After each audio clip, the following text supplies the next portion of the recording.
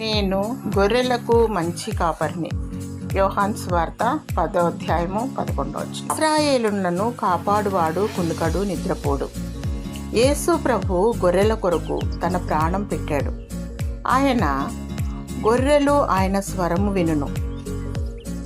తోడేలు బారి నుండి క్రూర జంతువుల నోట పడకుండా ఎలుగుబంటిని ఎలాగూ చీల్చివేశాడో సాతాను నోటి పడకుండా అలాగు నిన్ను కాపాడుతాడు.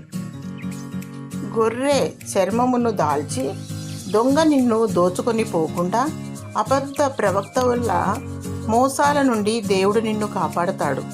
ఆనాడు ఆదాముకు మోసము చేసి సాతాను నిన్ను మోసగించాలని ఎత్తుతున్నాడు.